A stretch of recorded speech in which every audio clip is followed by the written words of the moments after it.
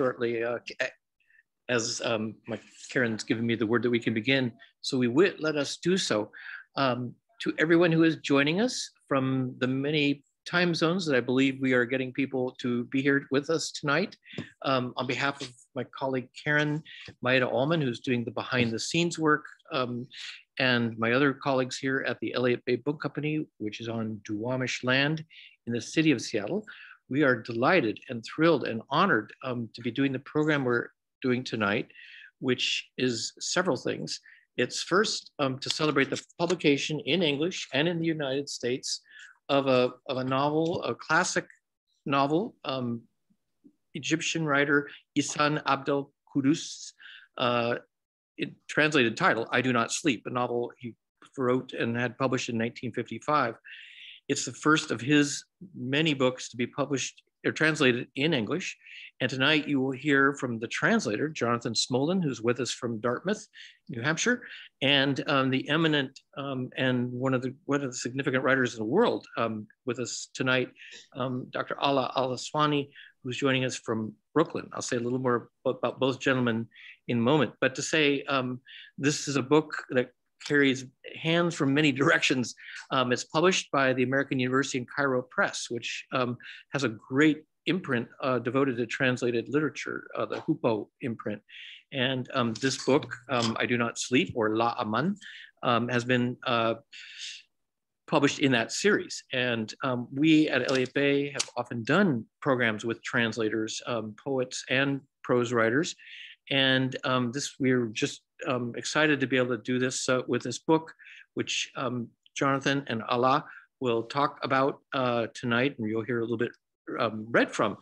It is a book that, and they will say a little more about, certainly about Ihsan Kouddous, who was a significant figure in Arab literature and Egyptian literature, and indeed in world literature, to the shortcoming of readers in English.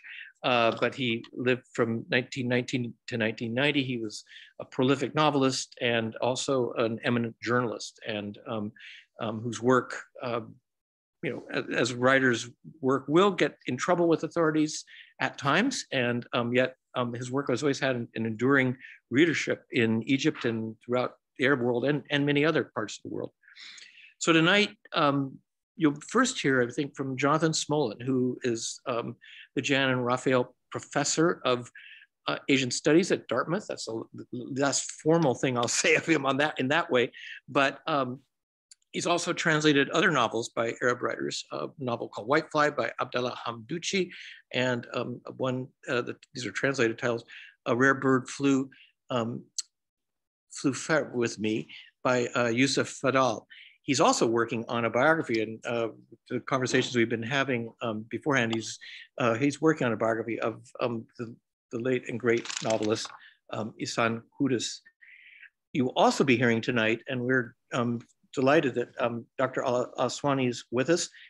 He himself is a major novelist whose books in English include The Yacubian Building, Chicago, The Automobile Club of Egypt, and last year's novel, The Republic of False Truths. These are books we've had and carried at Elliott Bay.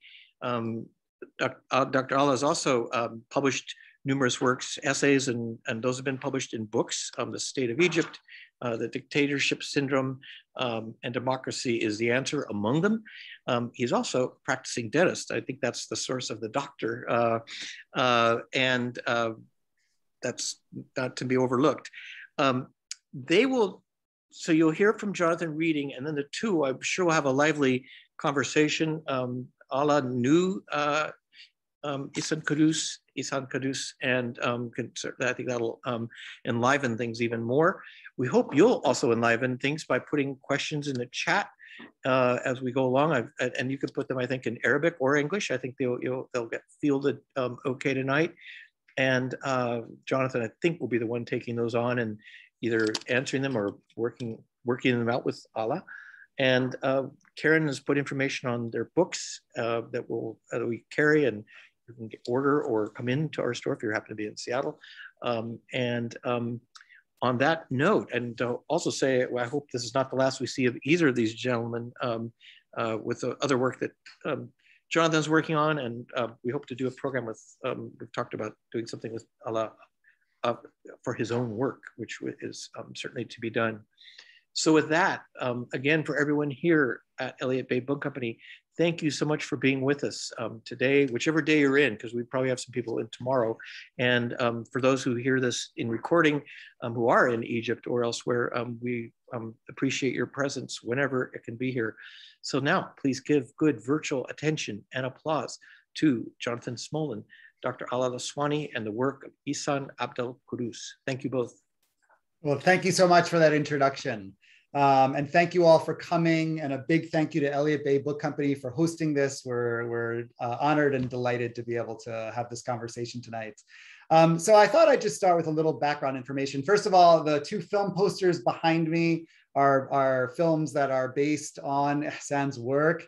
And actually the film version of this translation is the one here of the woman on the telephone. And the telephone makes a lot of sense if you've read the novel.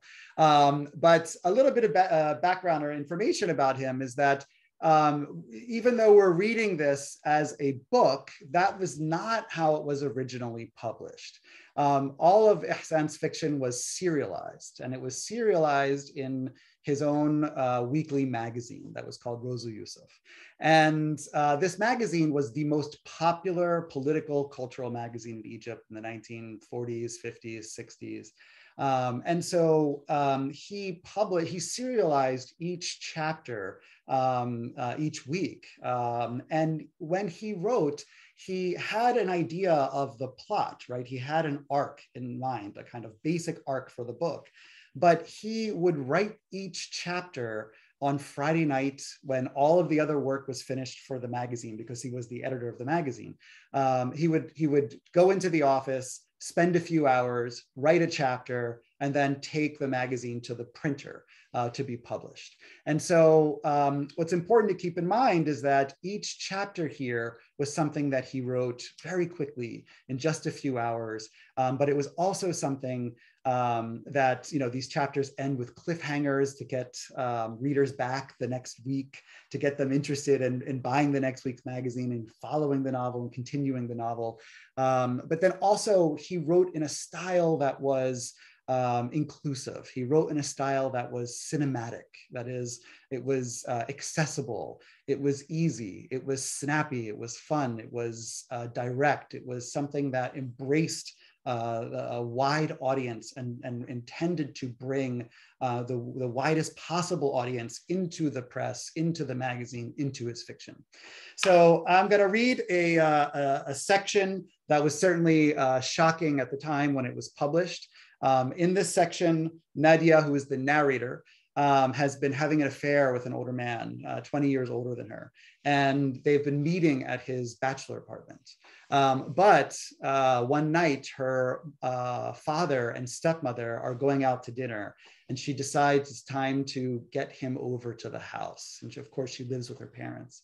So she's feeling a sense of adventure, a sense of excitement, and she calls Mustafa, her lover, and tells him, you've got to come over and you have to come see my bedroom, because I've never been able to show you my bedroom before. So now's the time. And if you don't come now, I'm never seeing you again. So this is how this passage begins. So this is on page 169 for any of you who have the novel. I went to my room, took off my clothes, and put on a white silk shirt with a light rose-colored nightgown on top of it. I undid my hair and let it fall down on my neck like a cascade of gold. I put on some femme perfume, which Mustafa loved. I then rushed to Nanny Halima's room, this is the live-in nanny, and locked the door to make sure she couldn't get out unless I opened it for her. I went out to the garden and opened the gate, which gave an annoying squeak. I went back and stood at the top of the stairs leading into the house. A few minutes later, I spotted Mustafa's car pass by. Mustafa looked at me and then drove his car to the side street. After a few minutes, he came back. He hesitated, looking around like a thief, and entered through the garden gate. My heart thundered. I felt like an airplane in the sky, plunging down into a bottomless abyss. I signaled to him with a trembling hand, and he started tiptoeing up the stairs. He took my hand with a scared smile. I put my finger to my lips, warning him not to say anything. We went inside. I locked the door behind us as a precaution. Mustafa was raging. His fingers were cold, his face was flushed, and his eyes were darting around. I could almost hear his heartbeats. He was whispering as if he were choking. Despite that, he was trying to appear steady and courageous. He was like an old retired officer who suddenly found himself on the battlefield. He looked around at the parlor and the furniture, trying to act like he was used to these kinds of adventures. Then he turned to me. You know, I had to have 2 neat whiskeys to be able to come here, he whispered. Me too, I said. My heart's in my stomach. Where's the bedroom you wanted to show me? He asked, as if hoping to end the ordeal. No, I won't show it to you, I said, trying to make him mad. Why? He whispered. Because. What's this because? Why don't you want to show it to me? Mustafa was agitated. It was the first time I'd seen him like that, and my room wasn't the reason. It was this whole setup. I wanted to see how angry he was. No, I said coquettishly, I won't tell you. He grabbed my arm so hard it hurt. I have to know why you don't want me to go into your room, he whispered loudly. What are you hiding? I was afraid he raised his voice and pressed so hard on my arm that I'd scream. Because it's a mess, that's why. I don't want you to see it like that. Mustafa smiled and loosened his grip. So why'd you bring me here? He asked, whispering again. Because I missed you, I said, clinging to him, and I couldn't go out. Mustafa looked at me as if he were in heaven. He pulled me to him violently and fell on my lips. His kiss was different from what I was used to. His lips trembled on mine feverishly. His cheeks were on fire, and he was panting. His fingers pressed down on my side so frantically, they almost dug into my flesh. I floated in his roughness. I then woke up all of a sudden at the sound of bangs on the door. Mustafa woke up too. What's that? He whispered, terrified. It's Nanny Halima, I said, trying to calm him down.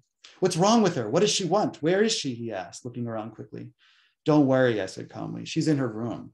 She must want to go to the bathroom. I locked her in. What should I do? He asked, trying to get a grip on himself. Come, sit here. I brought him into the dining room and waited for more knocks on the door. I then went and opened it for Nanny Halima.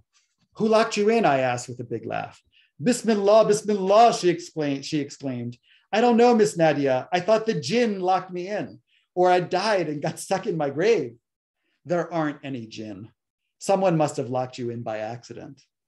I let her go to the bathroom and went to calm Mustafa as he stood in the darkness of the dining room. From a distance, I indicated that he should keep quiet. Then I left and stood in the parlor so that Nanny Halima could see me after she left the bathroom. You're not asleep yet, Miss Nadia? She asked as she reached the end of the hallway. Not yet, Nanny, I said, standing in the parlor after I finished reading my magazine. She went back into her room and shut the door. I didn't try to lock it again. Instead, I locked the door separating the bedrooms from the parlor, salon, and dining room. I went back to Mustafa. As soon as I reached him, he whispered, what if she'd seen us? Don't worry, I said, unconcerned. She couldn't say anything. And what if someone comes now? I'll sneak you out the kitchen door, I said, pleased with myself for my quick thinking. Mustafa didn't wait for another word. He pulled me to him roughly and impatiently, as if he wanted to put an end to this, to get himself out of this situation and flee to safety. His trembling lips returned to mine. He reached out to open the buttons of my nightgown, but I resisted. I wanted to see him angry and aroused again. He couldn't bear my resistance. He lifted his lips from mine, and a terrifying look sparkled in his eyes. With both hands, he ripped off my robe as if he was crazy. He then grabbed me by my hair and pulled me violently to the ground. And now there's the pause. This is where in Arabic you see the ... for you to fill in with your imagination what has happened after he has pulled her down to the ground. Mustafa left. So now we've picked up, right? Picked up again after whatever happened. Mustafa left. He disappeared quickly from the house as if he were running from the devil. I went after him to lock the garden gate, which let out a squeak. I then went back to my room, took off my ripped clothes, and hid them in my drawer. I sat on my bed thinking about everything that had happened. I was pleased with myself, with this person I'd become. And if we could have the image, I gave the image from the first edition. There's an incredible image. Yes, so here's the sequence where this is the image for filling in the imagination for when he pulls her to the ground. And want to remind the audience that this is 1955, right? That this kind of sexually charged scene is being described in magazines that are widely disseminated in the country, and then again printed in the first edition of the book with these kinds of drawings that went with them to spark the imagination or fill in the imagination. So thank you. I think the sharing is great. Thank you very much. There's a lot to talk about here with Ihsan, and I thought it was fun to begin with a part that really showed his the tension, the kind of cinematic quality to his fiction, the way that he used language in a way that was drawing in audience, but for excitement, for taboos, for shock. So I think a great place to start for our discussion, Dr. Alaa, is, do you remember anything personal about Ihsan? Do you have, any personal memories of him?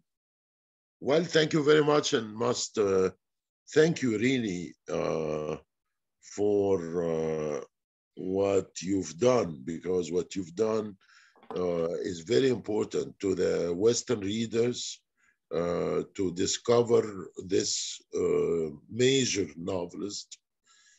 For some reasons, probably we'll have time to talk about that. He has been underestimated as a novelist, and unfortunately, I don't have. I was a little kid, so I didn't know Mr. Ihsan, but my father did, and yes. Mr. Ihsan came to our house because that was there were that you can call the Rosa Youssef school. There were cartoonists, writers, poets, and my father was among this group, and he was writing in Rosa Youssef and Sabah al-Khair. Accordingly, my father used to know Ihsan, and he talked to me about Ihsan. Ironically, when I grew up, I became a friend of Muhammad Abdel Kouddous, the son of Ihsan. And once Muhammad was a comrade in Kifaya, the movement against Mubarak, and we had to organize meetings. And once he told us that the next meeting will be at his apartment in Zamalek.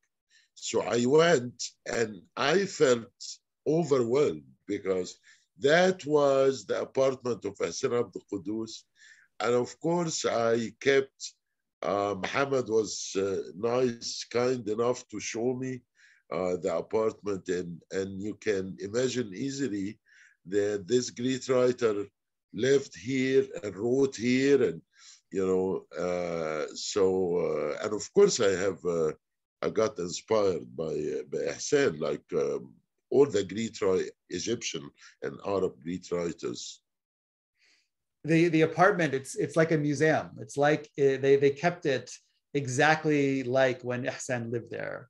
They were intelligent and I would say civilized enough to do that, because we had these troubles with Kulthum, for example. Yes. The family of Kulthum sold the house, you see. But with Ihsan family, I'm not surprised. I know Muhammad very well, and they understood that this Greek writer, they should keep the place where he used to write and used to live. Absolutely. I mean, it's and when you go up to the building, there is a plaque that says Ihsan Abdel Kouddous lived here. Right? Yes. And it's a delightful remembrance of, and he lived there for decades. A delightful remembrance, of him. And again, the way they kept the apartment. So I think it's important to say that Rosa Youssef and Sabah Al Khair, these were the magazines that Ihsan Abdel Kouddous edited. And just as you say, there was a school, a school of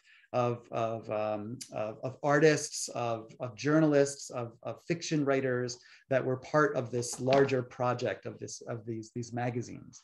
And so I think another important thing to talk about here is what was his influence, right? What was Ihsan's influence on the culture of Egypt, on the culture of the Arab world, on fiction, and why does he still matter today? I'm wondering, what do you think about that?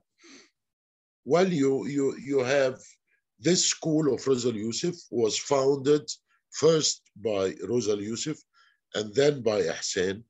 And there were many students of this school. As I told you, my father was one of them, Abbas Al Aswany, and he used to write in both Rosa Youssef. And you personally, you found some of his articles in the old magazines. When they had a vision for Egypt, they were struggling, to promote the progressive ideas in every aspect, in every sense.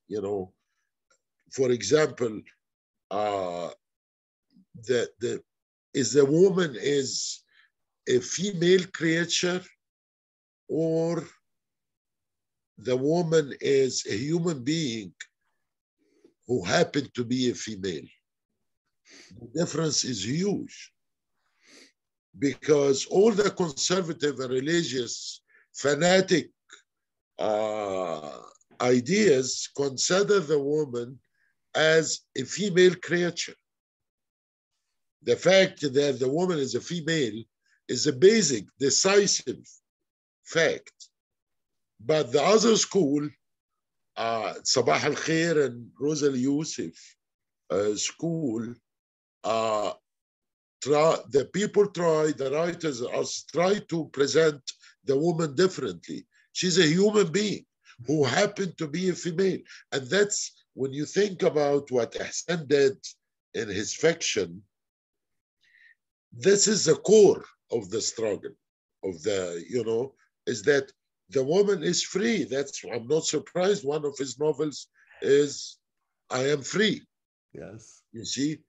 And that was, my father was in this struggle. All the Gamal Kamel, the artist who made this drawing, was in the struggle. Everybody, Hassan Fouad, and it was big names, And I was lucky to have all those names, because they were the friends of my father.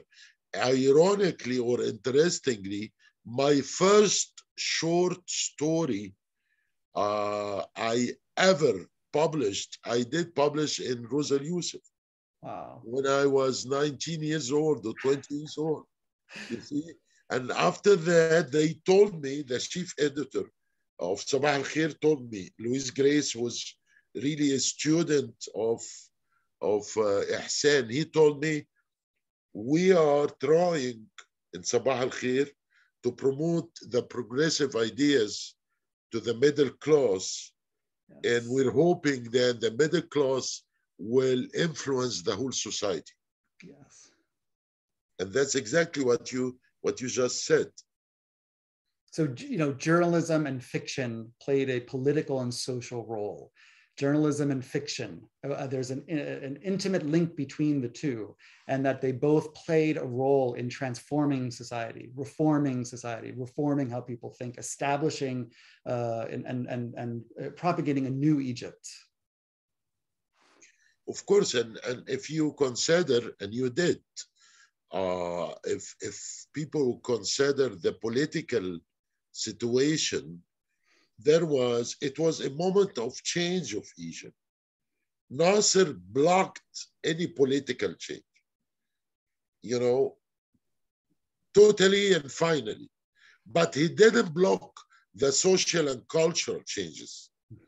So the domain of the struggle was only cultural, you see, and social.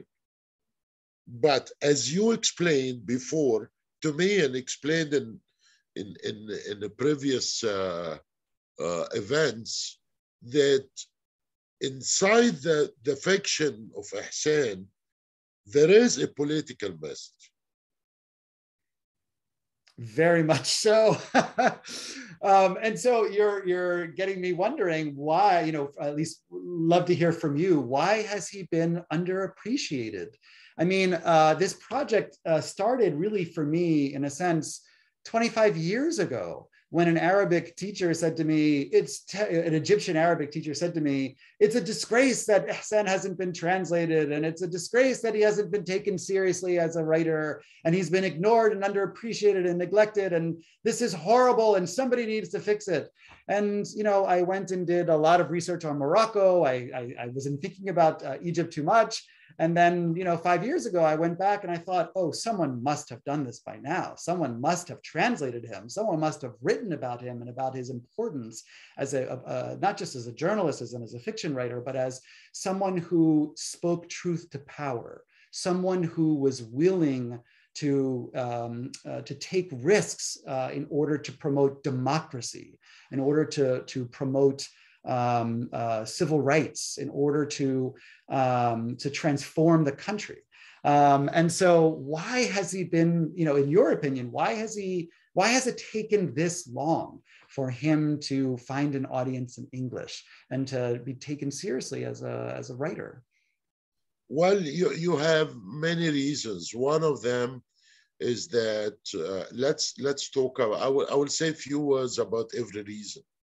The first reason is that when you are multi-talented, usually you become underestimated, you know, underappreciated.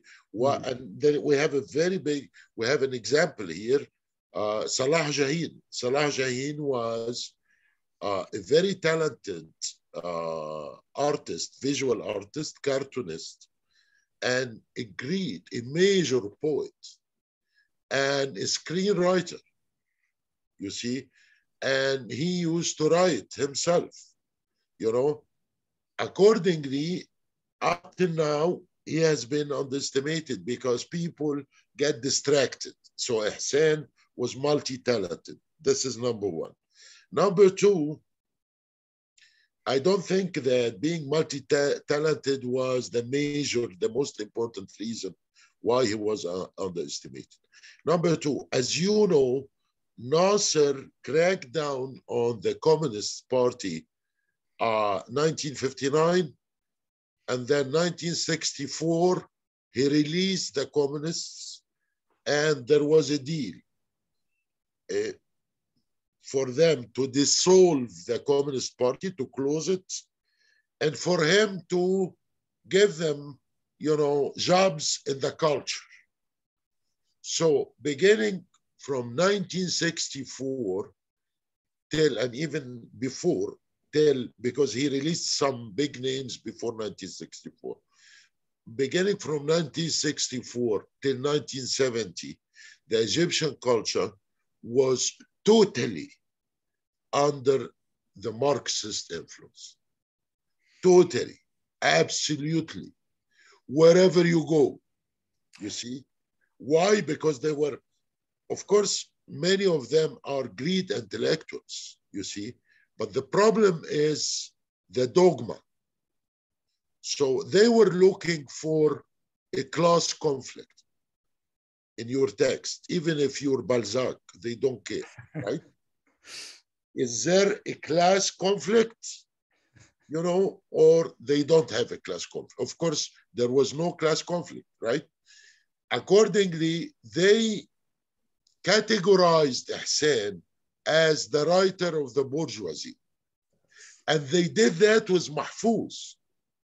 You see, Mahmoud Amin al-Alim and Abdel Manis, two big names in the Communist Party, wrote a book against Mahfouz, accusing him of being a petit bourgeois, little bourgeois, and this is not a revolutionary literature, you see? So this is the second reason. The third reason is Ihsan was talented enough to use easy language. And sometimes, and I would say many times, people relate what is easy to what is superficial, and relate what is complicated to what is profound. And it's totally wrong, you know, because most of the things in life and in literature are simple and very profound. And you could write a complicated text because you don't know how to write, you see? So he was seen as a simple. And this happened to a great poet, a major poet, Nazar Qabbani. The same thing, you see, is that everybody understands what he writes. And they say this as if it was a real defect. And of course, here you will find the influence of the new novel, the French new novel. The new novel, Le Nouveau Roman, thinks that if the readers will understand everything, then you are a kind of populist writer, the right, you know, for the masses. This is not art. The art should be complicated. I mean, it's really remarkable, and it's easy, you know, for people outside of the, you know, the Arab world to not understand the way how prolific he was. He wrote over 600 short stories. He wrote 30 novels, and his novels were massive. You know, one novel is 1,600 pages. You know, the I Do Not Sleep is not a particularly big novel for him. And despite this incredible, prolific, you know, this massive amount of literature and his popularity, you know, American University in Cairo did a poll. I believe it was in 1954. And even as of 1954, Ihsan was the most popular writer in Egypt. And that was in 1954. That's way before he begins writing the classics that he becomes known for. And he's such a kind of cinematic writer, such a great read, that 50 films are based on his work. 50 films were adapted from his work. And some of these are the most important films in the history of Egyptian cinema. And many of the most important actors and stars of Egyptian cinema, you know, they really, built their fame by acting in his films. I mean, his films it's impossible to think about Egyptian popular culture in the 20th century without thinking about him. Now, I'm delighted to have this conversation, not only because I remember talking about it with you several years ago in Carpenter in Maine and Norwich, Vermont, over amazing dinners, and how encouraging you were about this kind of overall project of writing a book about Ihsan, which inshallah will be out soon, as well as translating novels. But another reason it's interesting, I think, and wonderful talking with you about this is your own personal history. As someone who is a prolific article writer in the press, someone who has spoken truth to power, someone who has written best-selling novels that focus on character development. You know, Ihsan was someone who really focused on characters in a way I think that resonates with you. And so I'm wondering, I think Ihsan is alive for a lot of us, even though he passed 32 years ago. I think he's alive for a lot of us, and he's alive in modern Egypt today. And I'm wondering if you could speak about the way he lives on, either in your work or other people's work, or in Egypt and the Arab world as a whole. No, I believed in his art. You know, I was very young when I read Ihsan, and I remember I read Ihsan I was a freshman in the dental college in Cairo University. And I read Ihsan, all his work in a row, all his novels in a row. And I was really very much impressed.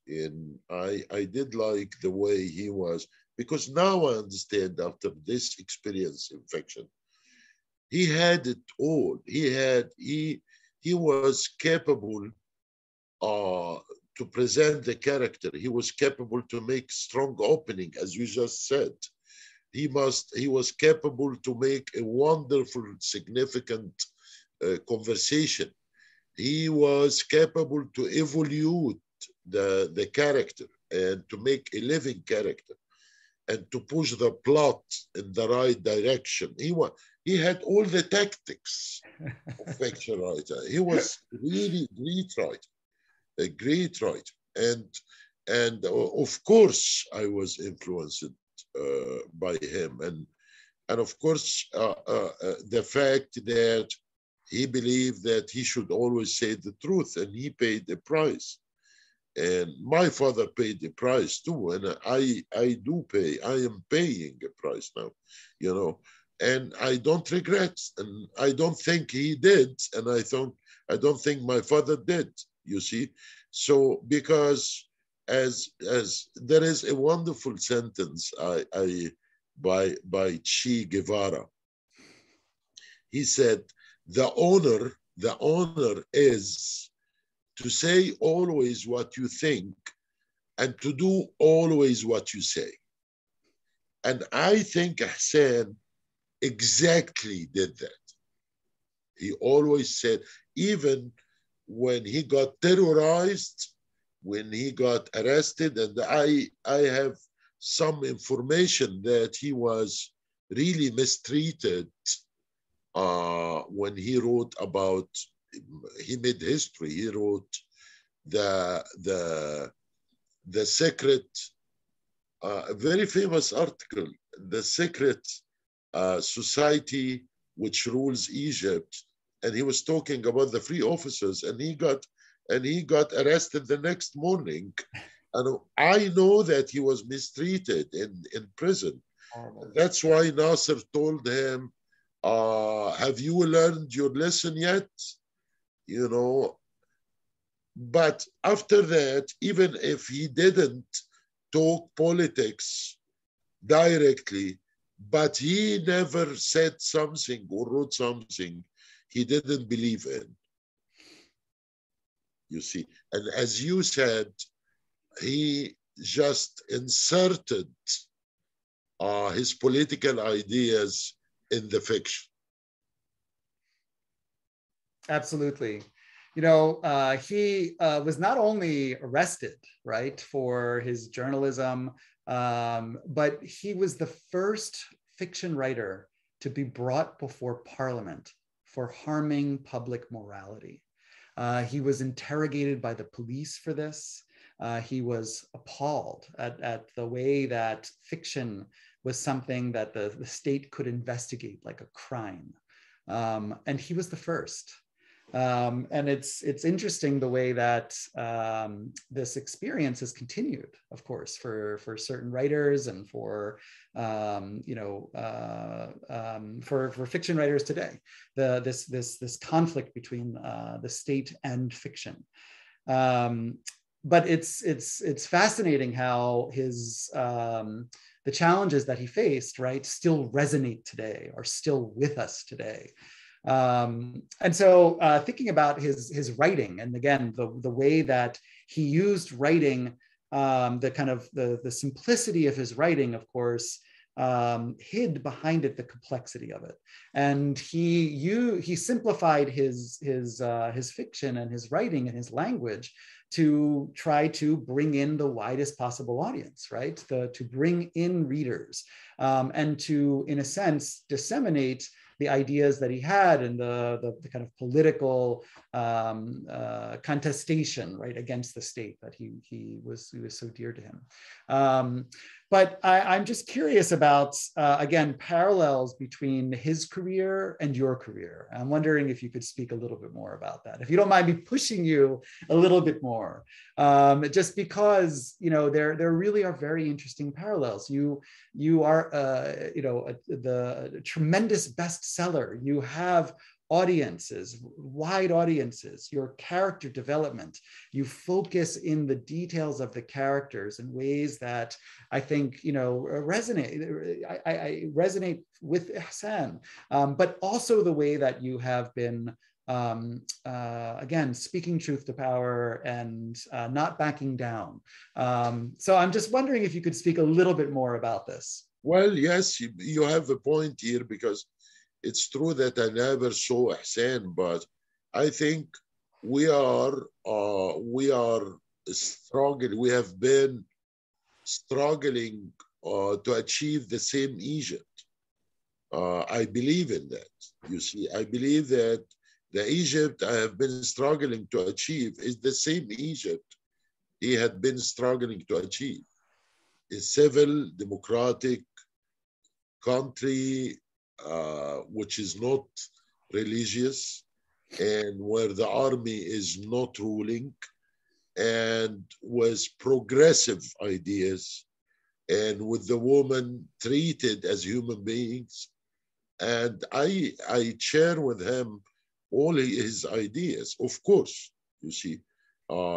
This is number one. Number two, after all the, you know, almost 40 years experience in fiction, I tell you, it's very easy to write a text that nobody understands. It doesn't take anything. I mean, it doesn't need any talent. I mean, you just write anything that nobody understands. But what is a real challenge is to be able to produce a text, a stratified text, that everybody will understand, but everybody will understand according to his level of experience or understanding. And I believe the great writers always did that. If you read The Old Man and the Sea, and if you give it to your son, then 9 years old or something, he will enjoy. There is a fish, you know, and there is a struggle to get the fish. But you, as a reader, when you read this novel after 5 years, when you read it in the age of 30, and then you read it in the age of 50, you will realize something you never understood because you were too young to understand. You see, accordingly, Ihsan was this writer. You read and you think it's just, you know, very simple. But when you think about it, no, there is something very important underneath, under the narration, you know. And he was talented, really a talented writer. And of course, there is a point I didn't talk about it, and you asked me about it, the translation. The translation is a very, why anybody, any scholar or any publishing house or any publishing, you know, organization, whatever, why they translate this writer and not this writer. This is a big question, because I tell you that many people who have the authority to translate in the West, they do care about the topic much more than the art. They are looking, they don't care really about literature, you know.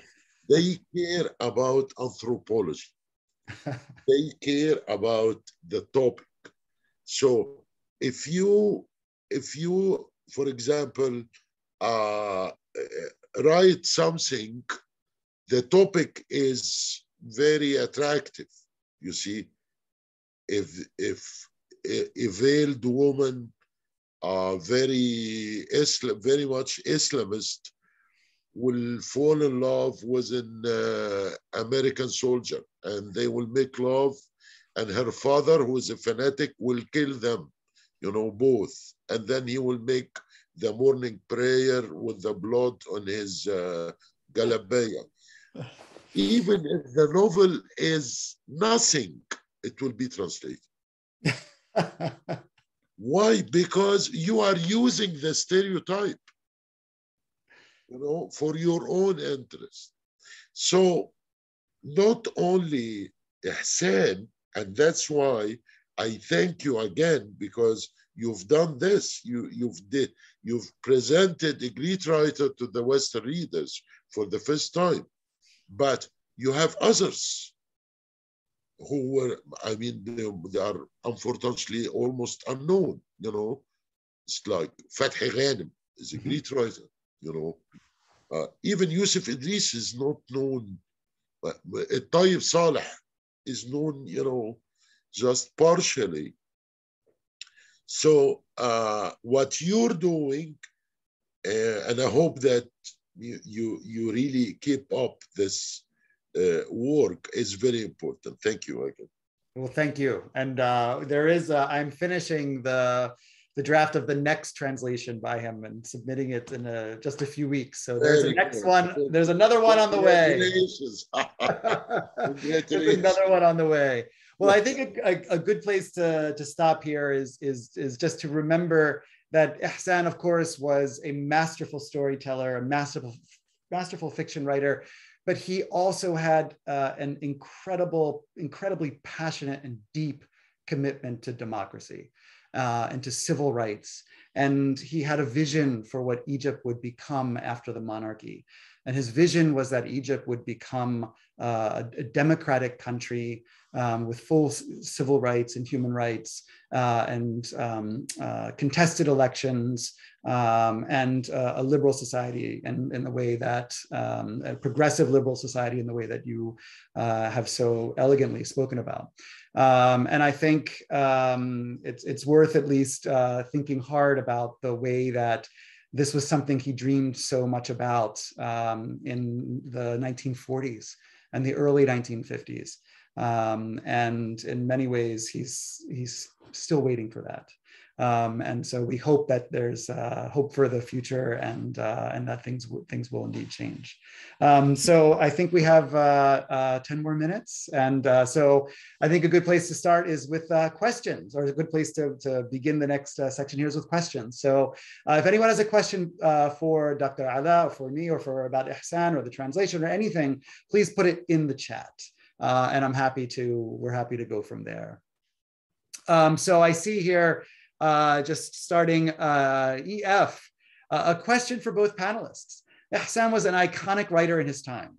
How do you think his work reads today, both in Arabic and now in English? Please, why don't you start? No, start. We are in the situation, the struggle now is harder than in the 50s, and the situation is worse. It's worse politically because we have, of course, Nasser is the founder of the military dictatorship, but we have the worst version of this dictatorship with Mr. Sisi, unprecedented violation for human rights, as everybody knows. But the problem is more complicated, and it's much harder now to defend something I'm doing, or that I have been doing for years, to defend the liberal values. Why? Because in the 50s, Ihsan was defending the liberal values against the conservative thinking. Now I am, and other people, many other writers, we are defending the liberal values against the religious fanatics. And there is a huge difference, because a conservative, you can at some point convince him that, why do you do that to your girl? you see? Why don't you give your girl the right to choose? This could happen. It is hard, but it's possible. Difficult, but possible.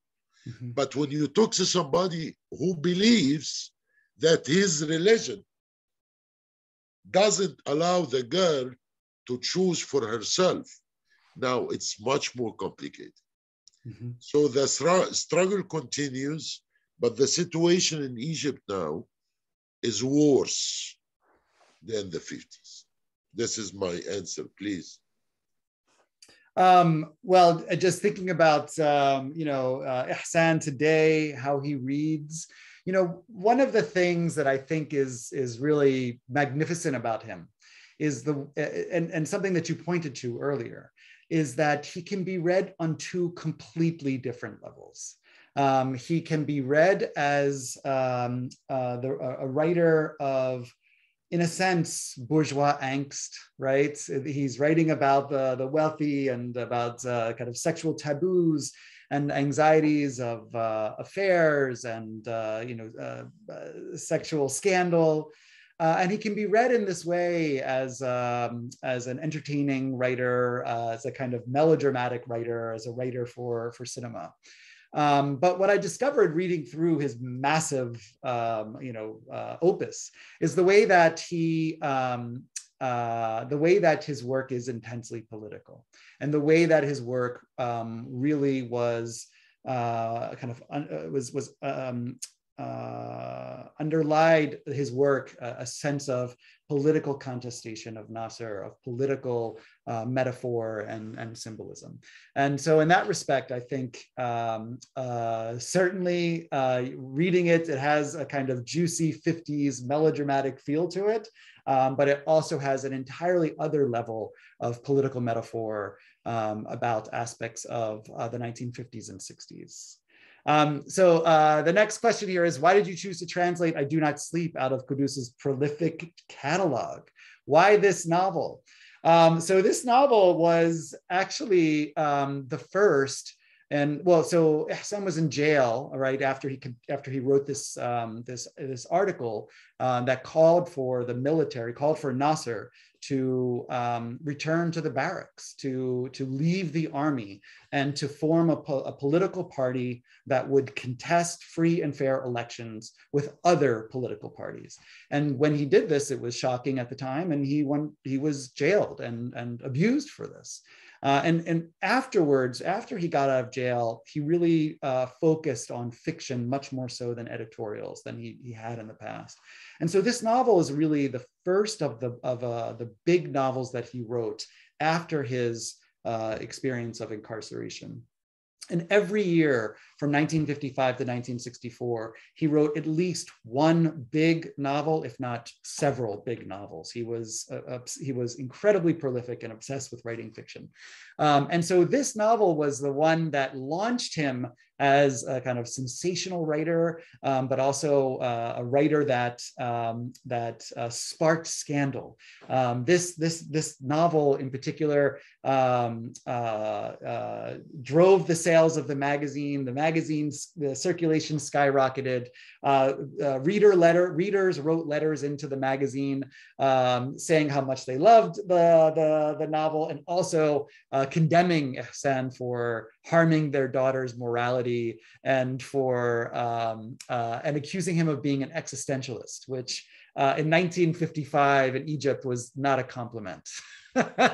And so I think of this as a great place to start for Ihsan, but also the beginning of publishing this series of classic, important works and I'd love to see them all available.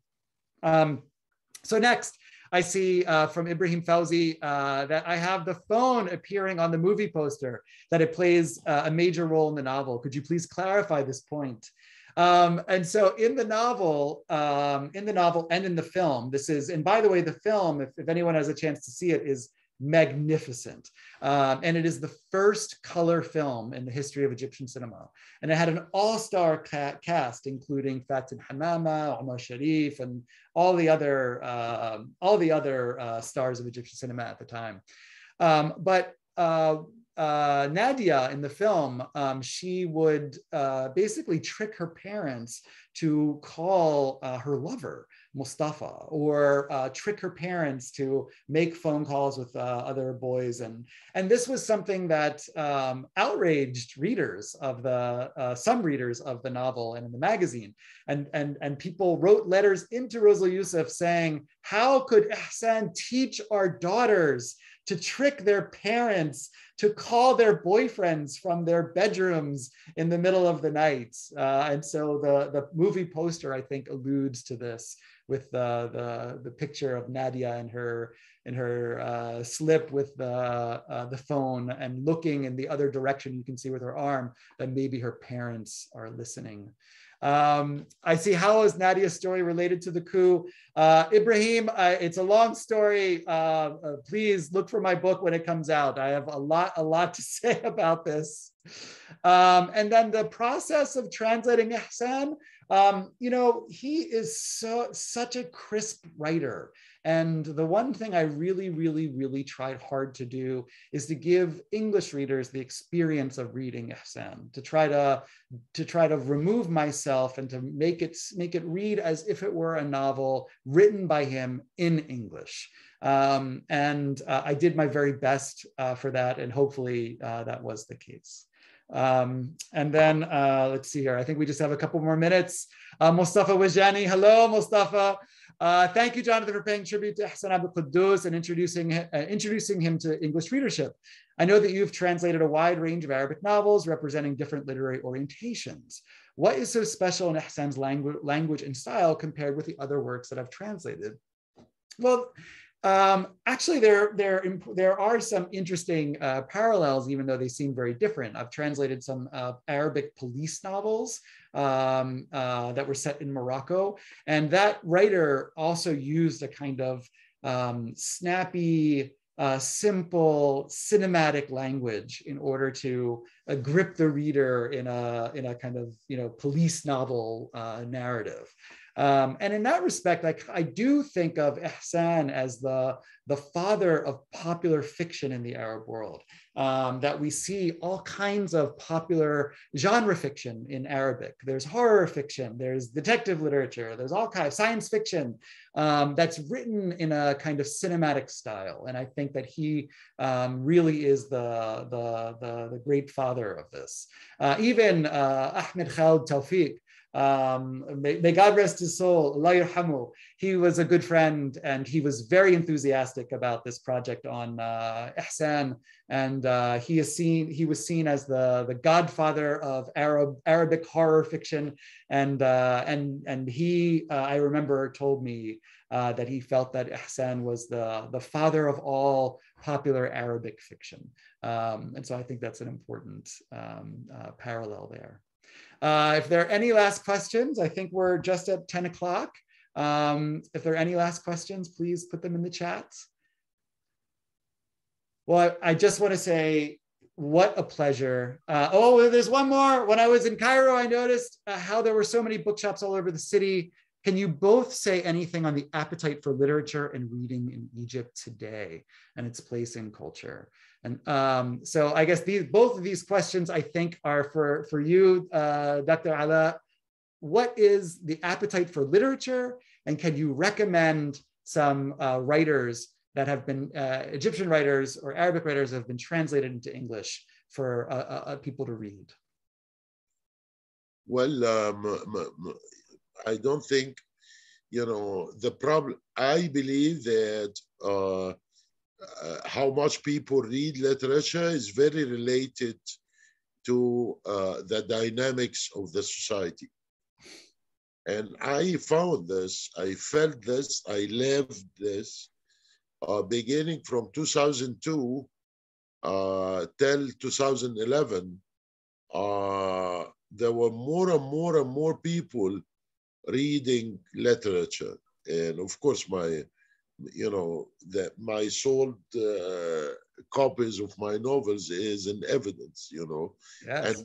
And over 1 million copies in translation, if I yes, and I was not the only one. I mean, there were other writers, and I used to organize book signings in Egypt, and you have people staying in line outside. And sometimes, or many times, the bookstore would make, you know, two floors with a screen so that the people, this doesn't exist anymore, you know. And I believe my explanation is that the generation of the young people who were very interested in literature, they made the revolution.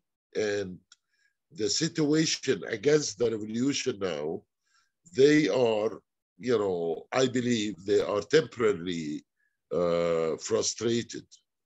And I know people in publishing houses who are saying the same things, that now the reading literature is less than 10 years. But I believe that it's temporary and it will come again. Well, as far as other fiction, I urge people to read The Republic of False Truths. It's a magnificent work by Dr. Al Aswany. But I mean, can you suggest another writer or another work for people to read in translation, or just writers that you think would be well, he's not a living writer, but I'm telling you, this writer is a great writer, and I hope, and of course, he used to write in French, right? But this is you know, a major writer. Unfortunately, he got killed. He's Algerian. His name is Mawlud Faraoun. And he is Berber. And he wrote a masterpiece called The Son of the Poor. Unfortunately, he's not known in the West, except in France, because he used to write in French. And he got killed by a terrorist white French organization, you see, but during the war. But I believe this is a major writer, and he should be read, and he should be presented to the Western readers. Mm-hmm. Fantastic. Fantastic. Well, thank you, everyone. Thank you, Elliott Bay Book Company. What a wonderful opportunity. Thank you, Dr. Alaa. It was just thank you, my dear. What an honor.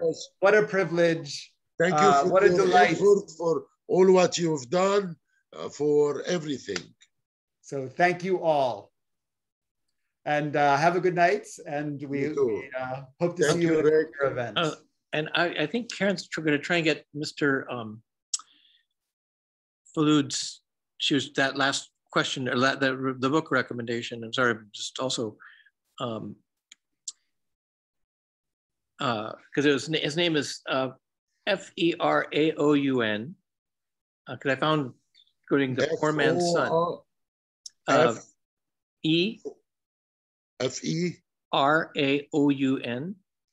Faraoun, yes. Yeah. This is the writer I was talking about. Yes, I know, because someone is asking in the chat who that was. Let me see, I can type it in. Mawlud Faraoun, yes. Yeah.